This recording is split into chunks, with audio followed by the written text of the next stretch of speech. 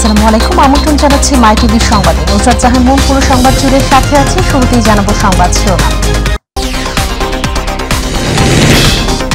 যত বাধাই আসুক অপ্রতিরোধ গতিতে এগিয়ে যাবে বাংলাদেশ, পদ্মা সেতু প্রকল্পের সমাপনী অনুষ্ঠানে বললেন প্রধানমন্ত্রী। পাবলিক বিশ্ববিদ্যালয়ের শিক্ষক এবং কোটা বিরোধীদের আন্দোলনের পূর্ণ সমর্থন ঘোষণা করেছে গণতন্ত্র মঞ্চ। সমাবেশে সরকারের কঠোর সমালোচনা।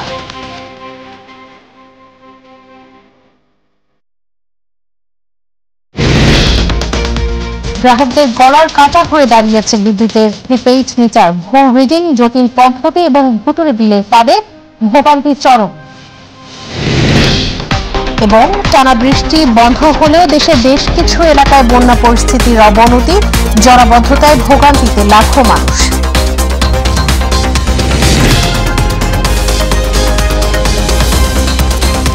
শুনছিলেন সংবাদ শিরোনাম। সংবাদে এছাড়াও থাকছে মাই টিভির প্রতি শুক্রবারের সাপ্তাহিক বিশেষ আয়োজন রাজনীতি।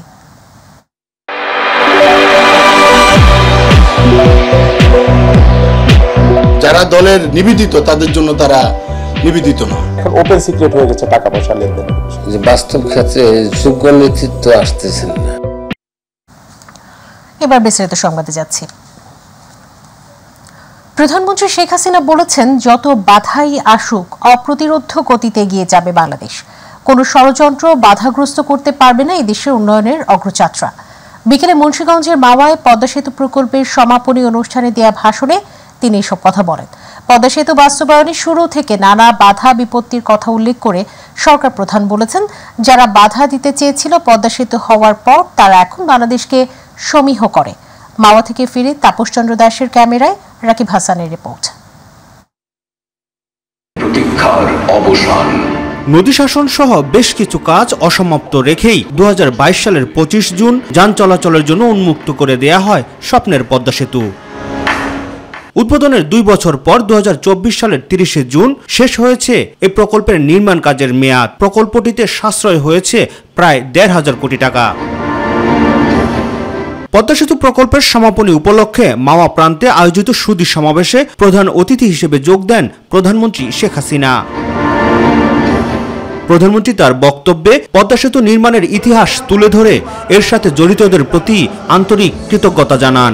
এই জটিল কাজের সাথে যারা জড়িত ছিলেন, সেই সেতু বিভাগ, বাংলাদেশ সেতু কর্তৃপক্ষ এবং পদ্মা বহুমুখী সেতু নির্মাণ প্রকল্পের দক্ষ এবং নিবেদিত যারা কর্মকর্তা কর্মচারী, যারা দিনরাত অক্লান্ত পরিশ্রম করেছেন, তাদের প্রতি আমি আজকে আমার কৃতজ্ঞতা জানাতে এখানে এসেছি। তাদেরকে আন্তরিক ধন্যবাদ জানাতে আমি এসেছি। পদ্মা সেতুতে বিশ্ব ব্যাংকের অর্থায়ন বন্ধে ডক্টর ইউনূসের সম্পৃক্ততার কথা জানিয়ে শেখ হাসিনা তুলে ধরেন এর পেছনের ইতিহাস। একটা পদ, সে পদটা হচ্ছে একটা ব্যাংকের এমডি পদ।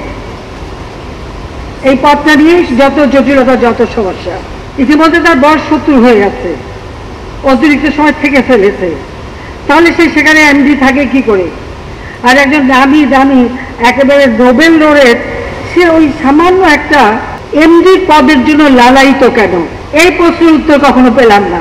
যে বড় দেশ তাকে প্রমোট করে, সেই দেশের অ্যাম্বাসেডর আমার অফিসে আছে, আমরা অফিসারদেরকে ধমকায়, বলে যে এই সেতু মানে এমডি পদ না থাকলে এই টাকা বন্ধ হয়ে যাবে। দেখা গেল ওয়ার্ল্ড ব্যাংকের প্রেসিডেন্ট মিস্টার জোলি, তার সাথে আমার পরিচয় ছিল। তিনি যেদিন চলে যাবে, যেটা কোনো বোর্ডে পাস হয়নি, কিন্তু যেদিন যাবে সেই দিনই সে পদ্মা সেতু টাকাটা বন্ধ করে দিল। এবং এর জন্য হিলারি ক্লিনটনের নাকি নির্দেশ ছিল যেটা বন্ধ করে দিতে হবে।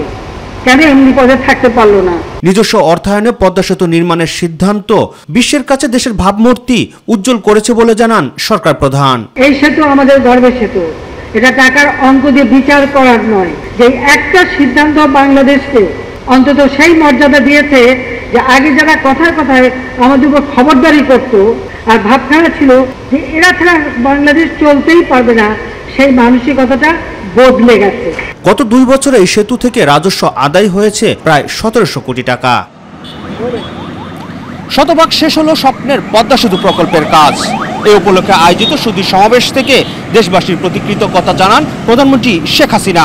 তিনি বলেন, পদ্মা সেতু নির্মাণের একটি সিদ্ধান্তই বিশ্বের কাছে পাল্টে দিয়েছে বাংলাদেশের ভাবমূর্তি। পদ্মা সেতু মাওয়া প্রান্ত থেকে রাকিব হাসান, মাই টিভি, ঢাকা। পাবলিক বিশ্ববিদ্যালয়ের শিক্ষক এবং কোটা বিরোধীদের চলমান দুই আন্দোলনের প্রতি পূর্ণ সমর্থন ঘোষণা করেছে গণতন্ত্র মঞ্চ।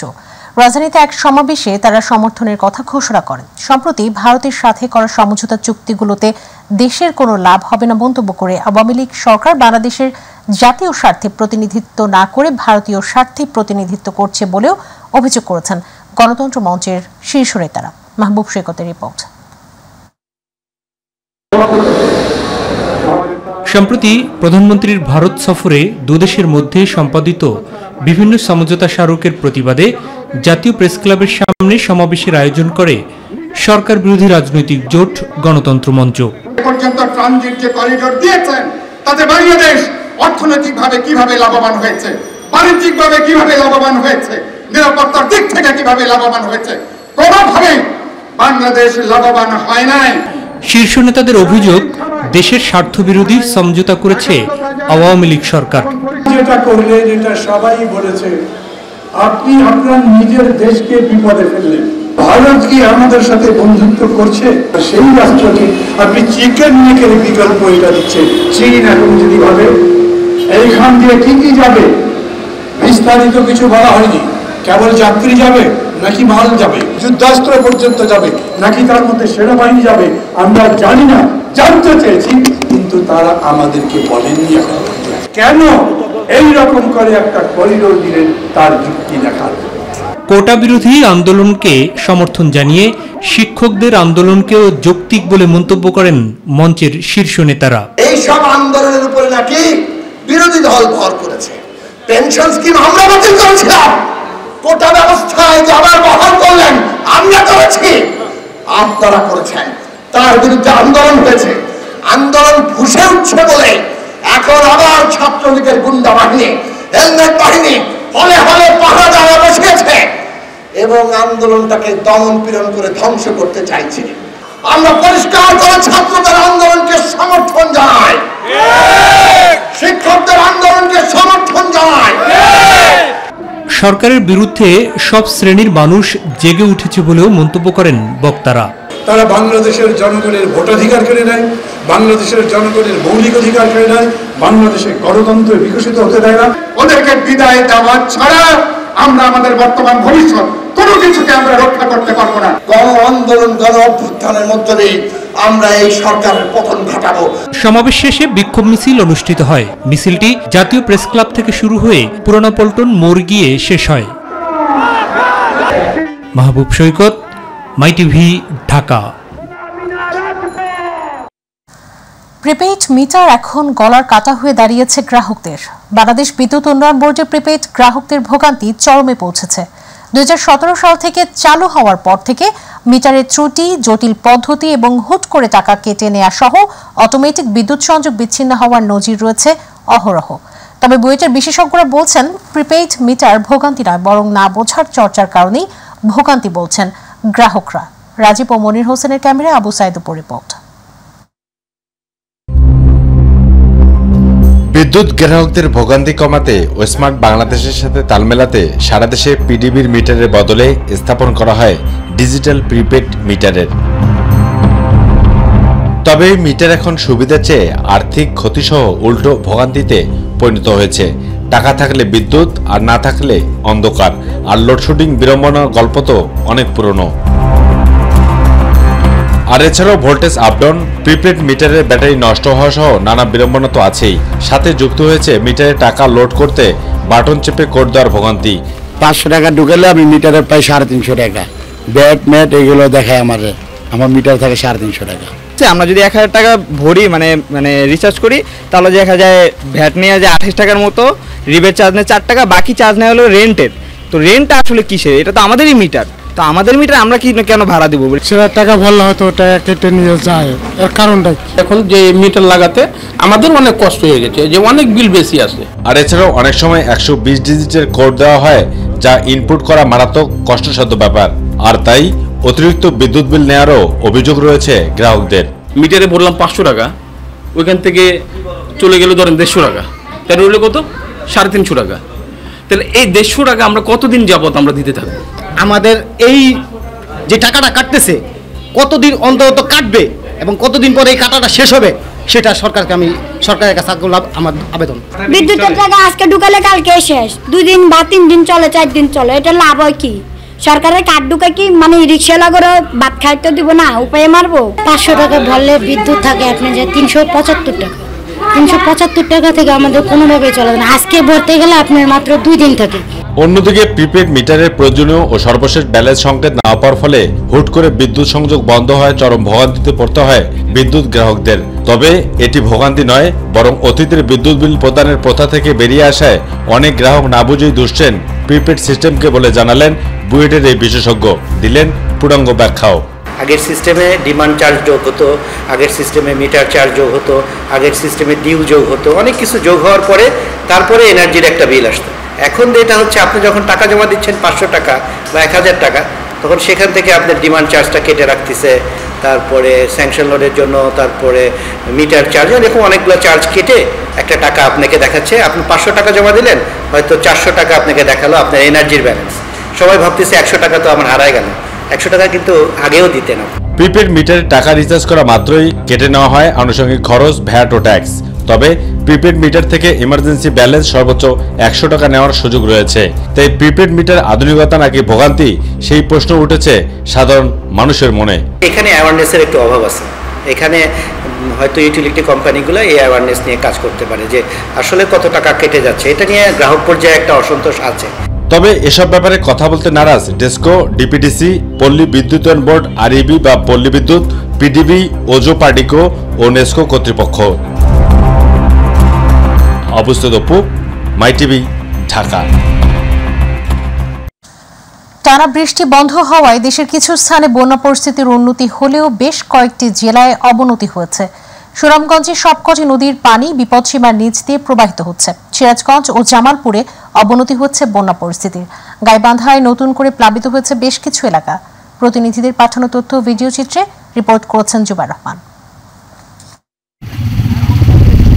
অতিবৃষ্টি ও উজান থেকে নেমে আসা পাহাড়ি ঢলে দ্বিতীয় দফায় সুনামগঞ্জে বন্যা পরিস্থিতি সৃষ্টি হয়েছে। জেলার সবকটি নদ নদীর পানি বিপদসীমার নিচ দিয়ে প্রবাহিত হচ্ছে। নিম্নাঞ্চল প্লাবিত হওয়ায় আশ্রয়কেন্দ্রে ছুটছে পানিবন্দী মানুষ। এছাড়াও সুরমা নদীর পানি 16 পয়েন্টে বিপদসীমার 11 সেন্টিমিটার নিচ দিয়ে প্রবাহিত হচ্ছে।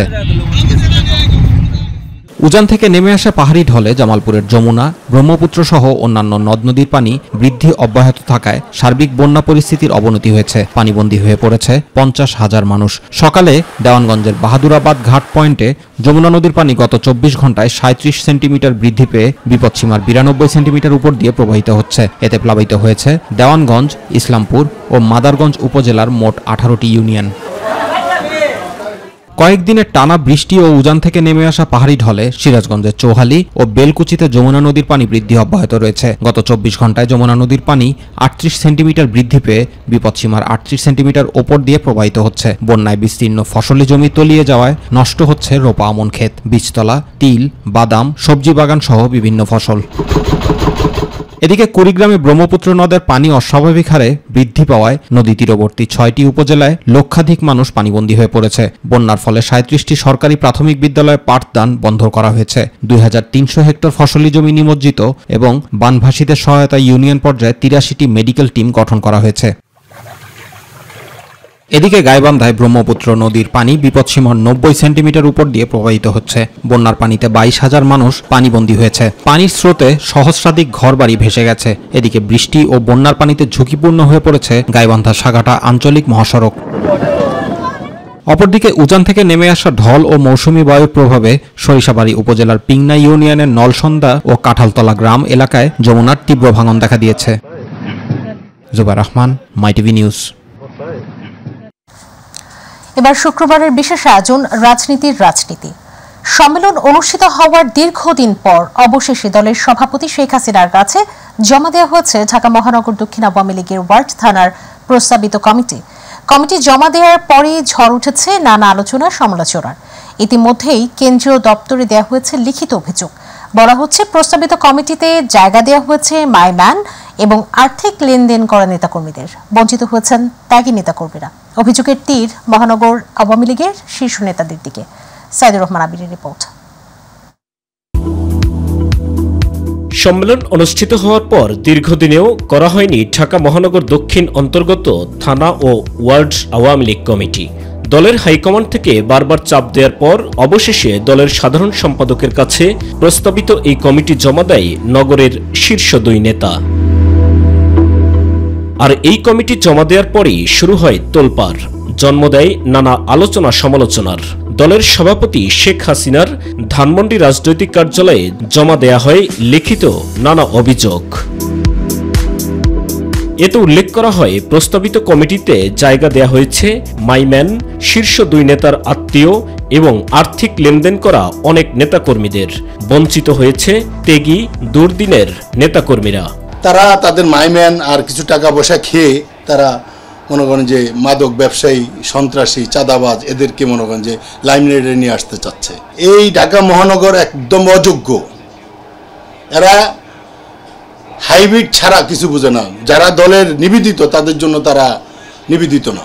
তাহলে আওয়ামী লীগ একটা দেউলিয়া সংগঠনে পরিণত হয়েছে, যে আওয়ামী লীগ করার মতো আর লোক নাই, একই ব্যক্তিকে 3টা পদ দিতে হবে। যে এখানে তো আপনি এটা এখন ওপেন সিক্রেট হয়ে গেছে টাকা পয়সা লেনদেনের বিষয়টা, যে কারো কাছ থেকে 10 লাখ, কারো কাছ থেকে 20 লাখ, শেষ মুহূর্তে যার কাছ থেকে এর চেয়ে বেশি পাওয়া গেছে তাকেও নাকি নাম প্রস্তাব করা হয়েছে। আর্থিক লেনদেন করেই অধিকাংশ নেতারা এই কমিটিতে জায়গা করে নিয়েছে বলেও অভিযোগ করেন তারা। এখানে আমাদের অভিযোগ যে বাস্তব ক্ষেত্রে যোগ্য নেতৃত্ব আসতেছেন না। 75টা ওয়ার্ডে 150 আর 48, অন্যগুলির কথা বাদে দিলাম। এরা যদি এরকম 20 লাখ, 30 লাখ, 40 লাখ, 50 লাখ টাকা দিয়ে যদি আসে, কত কোটি টাকা বাণিজ্য হয়েছে এখানে। আমি তাই অনুরোধ করব আওয়ামী লীগের সভানেত্রী বা প্রাণপ্রিয় নেত্রী, উনি যেন যাচাই বাছাই করে যোগ্য ব্যক্তিদেরকে ঠাঁই দেওয়া হোক। এমন অভিযোগ ভিত্তিহীন দাবি করে ঢাকা মহানগর দক্ষিণ আওয়ামী লীগের সাধারণ সম্পাদক হুমায়ুন কবির বলেন, দলের সভাপতি ও প্রধানমন্ত্রী শেখ হাসিনা যাচাই বাছাই করেই সিদ্ধান্ত নেবেন। অসত্য ভিত্তিহীন এগুলো তো প্রশ্ন আমার জীবনের যেগুলো। কমিটি নিয়ে এত অভিযোগের বিষয়ে বক্তব্য নেয়ার জন্য মুঠোফোনে বারবার চেষ্টা করেও রিসিভ করেননি সভাপতি আবু আহমেদ মান্নাফি। প্রস্তাবিত কমিটি যাচাই বাছাই করেই অনুমোদন দেয়া হবে, আর অনুমোদনের পরেই ঘোষণা করা হবে ঢাকা মহানগর উত্তর ও দক্ষিণ আওয়ামী লীগের সম্মেলনের তারিখ। এই কমিটিগুলা ওয়ার্ড এবং থানা কমিটি অনুমোদন হয়ে গেলেই মহানগর দক্ষিণ এবং উত্তরের সম্মেলনের তারিখ নির্ধারণ হবে। সাইদুর রহমান আবির, মাই টিভি, ঢাকা। রাজধানীর বাজারে পণ্যের মূল্যবৃদ্ধি এখন যেন নিয়মে দাঁড়িয়েছে। গেল সপ্তাহের চেয়ে এই সপ্তাহে আরও বেড়েছে সব ধরনের নিত্য প্রয়োজনীয় পণ্যের দাম। যে ধরনের সবজিতে কেজিতে বেড়েছে, সব ধরনের সবজি কেজিতে বেড়েছে 25 থেকে 30 টাকা। কাঁচামরিচের কেজি উঠেছে 280 থেকে 320 টাকায়। বেড়েছে মাছ ও মুরগির দামও। অস্থিরতা ডিম ও পেঁয়াজের বাজারেও। আবু সাইদ পুরার একটি রিপোর্ট। রাজধানীর বাজারে ঠিক যেন নিয়ম করে বেড়েছে নিত্য প্রয়োজনীয় জিনিসপত্রের দাম। এমন কোনো পণ্য নেই যে তার দাম বাড়েনি। প্রতিটি পণ্যে বেড়েছে 20 থেকে 30 টাকা। আর বর্ষার অজুহাতে কাঁচামরিচ থেকে শুরু করে সব কাঁচা পণ্যের দাম যেন আকাশচুম্বী। বাজেটের আগে কিন্তু সমস্ত পণ্যের দাম বাড়তি ছিল, সেক্ষেত্রে বাজেটের অনুসারে আরো পণ্যের দাম বাড়ানো হয়েছে। ঈদের 10-15 দিন 1 মাস আগ থেকে যে রেট এখনো সে রেটে চলতেছে। আমরা সবজি বিক্রি করে 20 টাকা কিনে না 30 টাকা বেশি, 40 টাকা কিনে 50 টাকা বেশি। মুরগির দামে মিলছে না স্বস্তি। গরু ও খাসির মাংসের দামও বাড়তি। গরিবের আমিষ খেত ডিমের দাম বেড়ে ডর্জন প্রতি বাদামি রঙের ডিম বিক্রি হচ্ছে 170 থেকে 175 টাকায়। চালের বাজারে বেড়েছে কেজিতে 2 থেকে 3 টাকা। সার্বিক অবস্থায় কেমন আছেন ভোক্তারা? কারোর কোনো কন্ট্রোল নাই, এক এক দোকানে এক এক রকম দাম। একটা তরকারি কি আমাদের দেশে হইতেছে সেটার দাম কি 100 টাকা হইতে পারে কেজি? কাঁচা পণ্যের দাম কি সত্যি কি আমাদের সাধ্যের মধ্যে কি আছে? না, সাধ্যের ভিতরে নাই।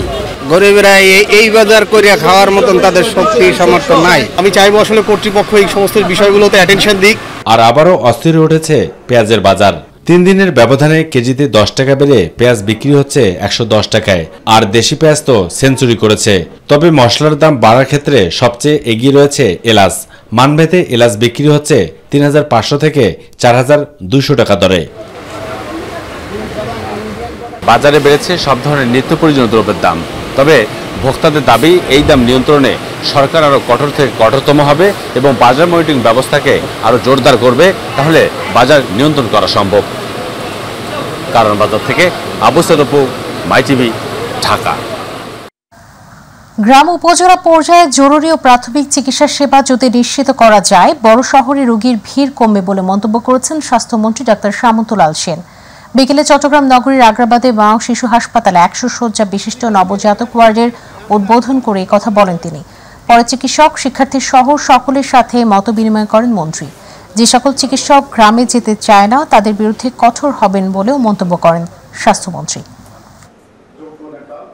আমি চাই স্বাস্থ্য ব্যবস্থা উন্নতি হোক, আমি চাই মানুষ ভালো চিকিৎসা পান, সুস্থ চিকিৎসা পান। সেই লক্ষ্যে যা যা করার আমি তা করি। আমি বড় বড় যন্ত্রপাতি, বড় বড় হাসপাতাল বানানোর পক্ষে না, আমি বড় বড় মেডিকেল কলেজ বানানোর পক্ষে না, কারণ আমি সবসময় বলি আমি কোয়ালিটিপূর্ণ চিকিৎসক চাই। ভেজাল গোখাদ্যে ছেয়ে গেছে রংপুরের বাজারগুলো। ময়দা, ধানের গুঁড়া, সুজি ও কাঠের গুঁড়ার মিশ্রণে তৈরি হচ্ছে শীর্ষ গোখাদ্য ব্র্যান্ডের নকল গমের ভুসি। বিএসটিআই এর অননুমোদিত সিল সই বাজারজাত করা হচ্ছে অনায়াসে। এ নিয়ে তেমন ভূমিকাও নেই প্রাণী সম্পদ বিভাগের। রংপুর থেকে মাহমুদুল হাসানের তথ্যচিত্র রিপোর্ট করেছেন ইলিয়াস কমল। রংপুরে পীরগঞ্জের চত্রা বন্দরে আব্দুল কুদ্দুস ভিলার নিচতলার গোডাউনেই তৈরি হচ্ছে নামি দামি ব্র্যান্ডের গোখাদ্য। ময়দা, ধানের গুঁড়া, সুজি ও কাঠের গুঁড়া মিশিয়ে নিমেষেই তৈরি হচ্ছে শীর্ষস্থানীয় ব্র্যান্ডের নকল চিকন গমের ভুসি। আর তা দীর্ঘদিন ধরে বাজারজাত করে আসছেন জিয়াউর রহমান নামের এক ব্যবসায়ী। জিয়ার তৈরি করা ভেজাল ভুসি গরুকে খাইয়ে বিপাকে পড়েছেন সাধারণ খামারিরা। 2-4 মাস আগে তো অরিজিনাল বসুন্ধরা ভুসি পাওয়া যেত, কিন্তু বর্তমানে 2-4 মাস হলো এখন ভুসি হয়েছে ডুপ্লিকেট। আমরা বুঝি না কিছু না, নিয়ে যা গরু খেলে গরুর মনে করেন যে অসুখ হয়ে যায়। এগুলো তো আমাদের সাধারণ পাবলিকের বোঝার মতো কোনো বুদ্ধি নাই। খামারিদের অভিযোগের ভিত্তিতে সংবাদ সংগ্রহ করতে গিয়ে মাই টিভি রংপুর প্রতিনিধি সহ 3 সংবাদকর্মী ফুটেজ নেওয়ার চেষ্টা করলে তাদের অবরুদ্ধ করে হামলা ও মারপিট করে জিয়া ও তার লোকজন। ছিনিয়ে নেয় সংবাদকর্মীদের ব্যবহৃত ক্যামেরা ও মোবাইল ফোন। সংবাদ সংগ্রহে মাই টিভির ব্যবহৃত ক্যামেরাটি এখনো উদ্ধার করতে পারেনি পুলিশ। ঘটনার সুষ্ঠু তদন্ত ও দায়ীদের দৃষ্টান্তমূলক শাস্তির দাবি জানান সাংবাদিক নেতারা। ভেজাল যারা করে তাদের সকলের বিরুদ্ধেই খুব দ্রুত ব্যবস্থা নেওয়া উচিত। হামলা সহ সাংবাদিকরা যারা ক্ষতিগ্রস্ত হয়েছে, আমরা এর দৃষ্টান্তমূলক শাস্তি দ্রুত সময়ের মধ্যেই আসলে আশা করছি। এই ঘটনায় খামারিদের লিখিত অভিযোগের ভিত্তিতে অভিযান পরিচালনা করে ওই ব্যবসায়ীর 3টি গোডাউন সিলগালা সহ মামলা দায়ের করেছে রংপুর বিএসটিআই। এমন নকল ভুসি বাজারে বেড়ে যাওয়ায় বিপাকে পড়েছে ব্যবসায়ীরা। কেউ বেচে 2000 টাকা, কেউ বেচে 1900 টাকা। আমরা যখন 2800 টাকা চাই তখন কাস্টমারই বলে যে ওখানে 2200 টাকা বা 2000 টাকা চাচ্ছে, আপনারা 2800 টাকা চাচ্ছেন। মানগত কম, দাম কম, বাজারে ছাপে, ওই জন্য মানুষ কেনে। আমরা মনে করেন যে অরিজিনাল ভুসি নিয়ে হিমশিম খাইছে। ভেজাল গোখাদ্য তৈরিকারীদের বিরুদ্ধে অভিযান পরিচালনা করে ব্যবস্থা নেওয়ার আশ্বাস দিয়েছে আঞ্চলিক প্রাণী সম্পদ বিভাগ।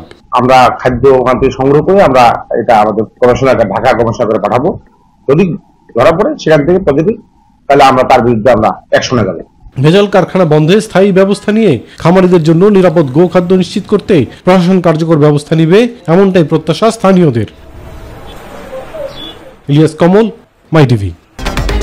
বাণিজ্য প্রতিমন্ত্রী আসানুল ইসলাম টিটু বলেছেন, স্মার্ট বাংলাদেশের যোগ্য নাগরিক হিসেবে বর্তমান প্রজন্মের শিক্ষার্থীদের গড়ে তুলতে শিক্ষকদের গুরুত্বপূর্ণ ভূমিকা রাখতে হবে। বর্তমান সরকার দেশের শিক্ষা ব্যবস্থাকে আধুনিকায়ন করেছে, শিক্ষা প্রতিষ্ঠানের অবকাঠামোগত উন্নয়ন করেছে, একই সাথে শিক্ষকদের জীবনযাত্রার মান উন্নয়ন করেছে। আজ বাংলাদেশ শিক্ষক সমিতির টাঙ্গাইল জেলার তেলদুয়ার উপজেলার শাখার ত্রিবার্ষিক সম্মেলনে প্রধান অতিথির বক্তব্যে তিনি কথা বলেন। একাধিক ভবন থাকবে, আপনাদের ছাত্রের অনুপাতে আপনাদের ভবন আমরা পর্যায়ক্রমে করে দিব। আমার একটা অনুরোধ থাকবে যে এখন বাস্তবমুখী শিক্ষা, কর্মমুখী শিক্ষার ব্যবস্থা করতে হবে। শুধুমাত্র পুঁথিগত বিদ্যা দিয়ে কিন্তু চাকরির বাজারে কঠিন। তথ্য প্রযুক্তির জ্ঞান যেমন থাকতে হবে, সেইভাবে একইভাবে কারিগরি শিক্ষার ট্রেডগুলিও আপনাদের পর্যায়ক্রমে প্রত্যেকটা স্কুলে চালুর ব্যবস্থা করতে হবে এবং শিক্ষা দিতে হবে। ডাক, টেলিযোগাযোগ ও তথ্য প্রযুক্তি প্রতিমন্ত্রী জুরায়েদ আহমেদ পলক বলেছেন, প্রধানমন্ত্রী শেখ হাসিনা গত 15 বছরে ঘরে ঘরে বিদ্যুৎ এবং ইন্টারনেট সেবা পৌঁছে দিয়েছেন। এখন এগুলোর গুণগত মান বৃদ্ধি করতে কাজ করছে সরকার। এছাড়া সারা দেশে কল ড্রপ কমিয়ে এনে সাধারণ জনগণের কাছে একটি বিশ্বমানের টেলিকম সেবা উপহার দিতে কাজ করছে সরকার। আজ কক্সবাজারের আইকনিক রেল স্টেশনের নেটওয়ার্কিং কার্যক্রম পরিদর্শনকালে তিনি একথা বলেন। প্রতি বছর লক্ষ লক্ষ পর্যটক আসে এখানে, দেশি বিদেশি, এবং এই পর্যটন কেন্দ্রটাকে বিশ্বের কাছে আরো আকর্ষণীয় করে গড়ে তোলার জন্যই মাননীয় প্রধানমন্ত্রী জননেত্রী শেখ হাসিনা বিশ্বমানের ট্রেন স্টেশন করে দিয়েছেন। একটাই উদ্দেশ্য, সেটা হচ্ছে আমরা আমাদের এই কল ড্রপটা আমরা আসলে কমিয়ে আনতে চাই এবং একটা বিশ্বমানের একটা টেলিকম সেবা আমরা জনগণকে নিশ্চিত করতে চাই। প্রবাসী সংবাদ।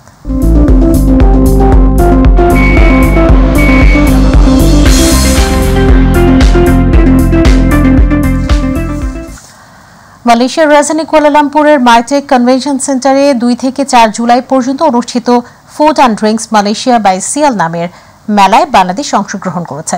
মালয়েশিয়া প্রতিনিধি শাফুল মামুন জানিয়েছেন, মেলায় বাংলাদেশ সহ 22টি দেশ অংশগ্রহণ করে এবং 330টি বুথ এবং একটি বিশেষ আন্তর্জাতিক লাউঞ্জে পণ্য প্রদর্শন করা হয়। মেলাটির উদ্বোধন করেন মালয়েশিয়ার প্লান্টেশন অ্যান্ড কমোডিটিস বিষয়ক উপমন্ত্রী দাতুক চ্যান ফোংহিন। বাংলাদেশ হাইকমিশনের তত্ত্বাবধান ও সহযোগিতায় মেলায় অংশ নিয়েছে বাংলাদেশের প্রখ্যাত একটি কোম্পানি। মেলায় বাংলাদেশের বিভিন্ন খাদ্য ও পানীয় পণ্য প্রদর্শনীর সুযোগ সৃষ্টির লক্ষ্যে বাংলাদেশ হাইকমিশন সক্রিয় ভূমিকা পালন করে। সমাপনী দিনে মেলা এবং বাংলাদেশি স্টল পরিদর্শন করেন মালয়েশিয়ার বাংলাদেশ হাইকমিশনার শামীম আহসান। আনন্দিত যে food and drinks Malaysia by SIAL এক্সিবিশনে বাংলাদেশ দ্বিতীয়বারের মতো অংশগ্রহণ করছে। আমি জানতে পেরেছি প্রায় 22টি দেশের 330টি স্টল এখানে স্থান পেয়েছে এবং আমি মনে করি যে এই এক্সিবিশনে অংশগ্রহণ করার মধ্য দিয়ে বাংলাদেশের এক্ষেত্রে যে পটেনশিয়াল আছে সেগুলো তুলে ধরার একটি সুযোগ রয়েছে। এর সাথে সংবাদের শেষ প্রান্তে আমরা শিরোনাম জানিয়ে দিচ্ছি আরও একবার। যত বাধাই আসুক অপ্রতিরোধ্য গতিতে এগিয়ে যাবে বাংলাদেশ, পদ্মা সেতু প্রকল্পের সমাপনী অনুষ্ঠানে বললেন প্রধানমন্ত্রী। পাবলিক বিশ্ববিদ্যালয়ের শিক্ষক এবং কোটা বিরোধীদের আন্দোলনে পূর্ণ সমর্থন ঘোষণা করেছে গণতন্ত্র মঞ্চ। সমাবেশে সরকারের কঠোর সমালোচনা। গ্রাহকদের গলার কাটা হয়ে দাঁড়িয়েছে বিদ্যুতের প্রিপেইড মিটার, ভুল রিডিং, জটিল পদ্ধতি এবং ভুতুরে বিলের ফাঁদে ভোগান্তি চরম। এবং টানা বৃষ্টি বন্ধ হলেও দেশের বেশ কিছু এলাকায় বন্যা পরিস্থিতির অবনতি, জলাবদ্ধতায় ভোগান্তিতে লাখো মানুষ।